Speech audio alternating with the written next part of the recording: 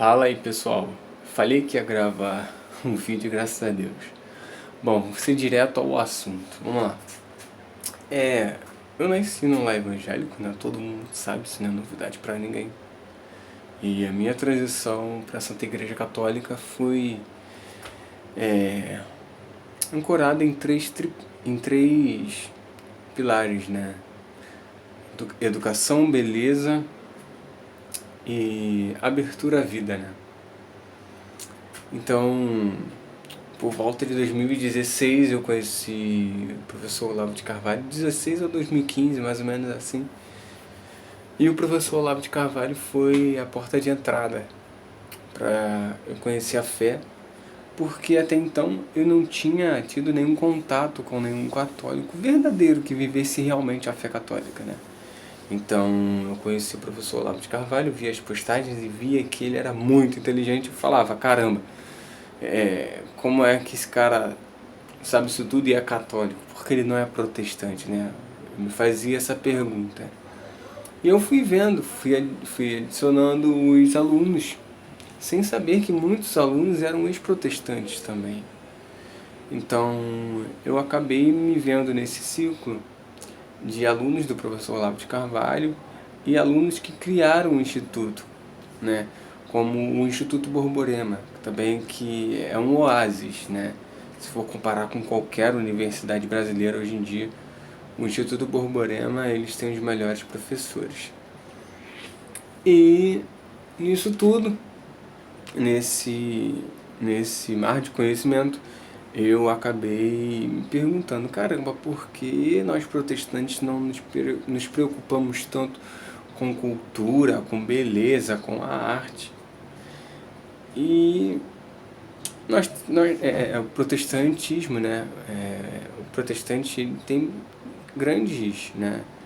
Grandes intelectuais, grandes sábios como Jonas Madureira, Franklin Ferreira. É um bom também. Eu acompanhava muito Iago Martins, né? Mas aí deixei de seguir, óbvio. Acompanhava muito Dois Dedos de Teologia. E depois eu fui ver que o Cronge também, que era do canal Dois Dedos de Teologia, se tornou católico também. Então, eu fui vendo esse ciclo de pessoas e tendo contato com o catolicismo de forma online, né? Através da Déia do Tiba, da Camila Abadi, do Gustavo Abadi, de outras pessoas também, de muitas pessoas, na verdade, né? Mas era aquele contato via Facebook, via Instagram. O Ítalo Marcilli, Samia Marcilli, e foi muitas pessoas, foram muitas. Então eu fui vendo, fui me aproximando e cada vez mais eu ia gostando do que eu estava vendo e do que eu estudava sobre a fé católica. Até que, se eu não me engano, foi no ano de 2017 que eu comprei esse livrinho aqui. No ano de 2017 eu comprei esse livro, né? 2017 eu comprei esse livro e fui lendo, né, as grandes mentiras sobre a Igreja Católica, né? E eu fui vendo que muitas das coisas que nos contavam sobre a Inquisição, as cruzadas, as indulgências também, eu fui vendo que tudo isso era falácia, eram mentiras, né? E depois que eu me tornei católico, as pessoas até perguntam, né? Cleiton, por que você se tornou católico depois desse tempo todo na igreja evangélica, como evangélico? Na verdade, a pergunta não seria essa, né? A pergunta correta seria por que eu não me tornaria católico? E graças aos livros e aos casais católicos, as pessoas católicas que eu acompanhava na internet, no Instagram, Facebook, responderam, refutaram, na verdade, todos os carrapichos que eu tinha, os carrapichos não, os espantalhos, né, da Igreja Católica. E aos poucos foram sido refutados um por um, imagem, né, questão da idolatria, intercessão dos santos, católico é idólatra, né, mas, né, é uma bobeira, palhaçada, tudo isso, infelizmente, são narrativas falsas e mentirosas, de pessoas que desconhecem esse livrinho aqui. Esse livrinho, cadê? Um livrinho pequeno, ele é pequeno. Comparado com esse, o catecismo é pequeno. Esse livrinho aqui, ó. O Catecismo da Igreja Católica. Ele é pequeno. Então, fui lendo o catecismo. Ainda não li o catecismo todo, mas é o meu alimento diário e deveria ser de qualquer católico, porque o catecismo é o magistério, é a voz da igreja falando para os leigos, para os católicos, e ensinando. Isso é extremamente importante, porque o tripé católico, ele é magistério, tradição e sagrada escritura, né?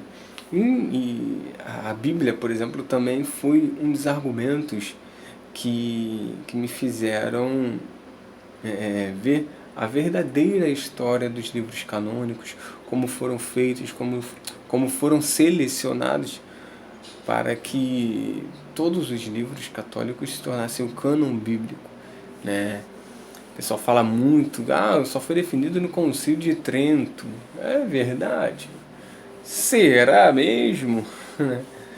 Mas assim, como eu falei, esse vídeo aqui eu não pretendo fazer um vídeo catequético, apologético, não, para ter treta, não. Quero contar apenas a minha transição. Então, eu fui vendo as famílias católicas, fui me cercando de alunos do professor Olavo de Carvalho e eu acabei mergulhando, né, nesse mundo da história. Procurei saber qual era realmente a história da civilização ocidental. Estou olhando para a tela, não estou olhando para a câmera. Esse livro do Thomas Woods também. Cadê o livro, meu Deus? Cadê o livro? Cadê o livro? Cadê o livro? Catolicismo, blá, blá, blá. Não é esse aqui. Aqui. Como a Igreja Católica construiu a civilização ocidental. Um livro muito bom também, que me auxiliou e me auxilia ainda hoje em dia. Muito bom para consulta. Na verdade, todos os livros são bons para consulta.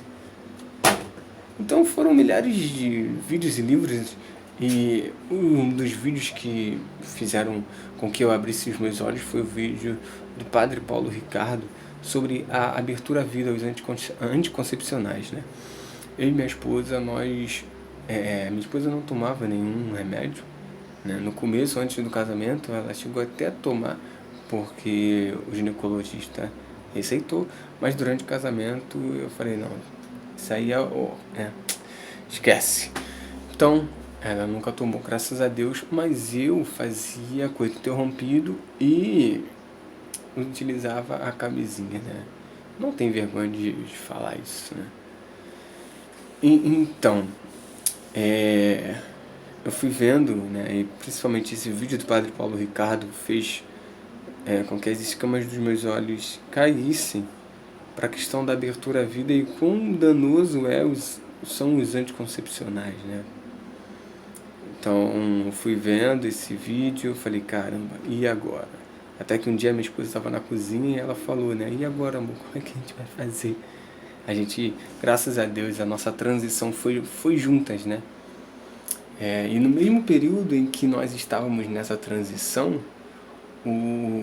a Déia e o Tiba começaram a gravar vídeos com ex-protestantes que estavam se tornando católicos no seu canal. Isso foi no ano passado, foi praticamente o mesmo período, mês de setembro, né?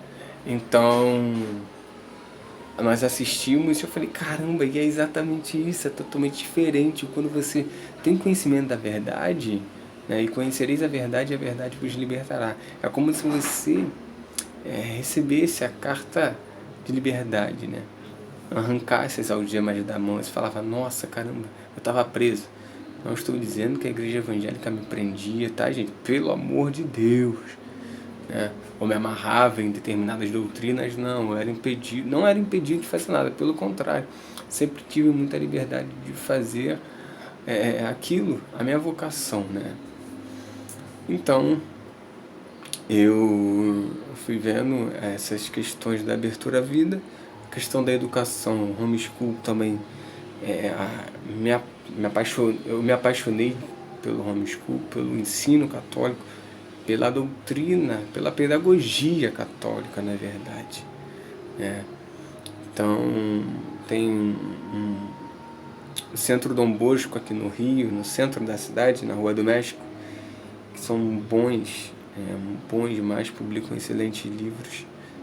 O Centro Dom Bosco também me ajudou bastante em algumas questões, em alguns vídeos. O vídeo do Caio também tá lá, o Caio também é um ex-protestante. Então, no ano passado, no começo do ano passado, tinha um amigo, Bruno, do Meia, ele falava assim, cara, cuidado, porque eu conheço um colega meu que era protestante e agora ele não para de falar de Maria. Eu falei pra ele, Bruno, para de história, tá? Gente, não é o Bruno Jefferson, tá? Que vocês conhecem, é o outro Bruno. Então, eu falei, pô, Bruno, para de palhaçada, cara, eu só tô estudando, para de bobeira, chamar Maria de mãe. Aí ele agora, né? Então, aí eu conheci também um cliente meu na CS Livros, lá do Paraná, que ele falou assim, mano, se for de Deus vai ser, né? Vou rezar por você, vou orar por você. E meu amigo Wellington hoje, ele também era ex-protestante. Quando ele falou pra mim que era ex-protestante, eu falei, caraca, mano. Eu falei, não vou estudar isso agora não, né? Aí ele falou, mano, vou rezar por você. E ele rezou por mim. Hoje eu sou católico, né? Tantas pessoas rezaram por mim. E nessa transição minha, quando eu falei, caraca, amor, realmente, chamei minha esposa e falei, realmente não tem jeito, vamos nos tornar católicos. O padre Jefferson, que é o responsável pelo apostolado cardeal Neumann,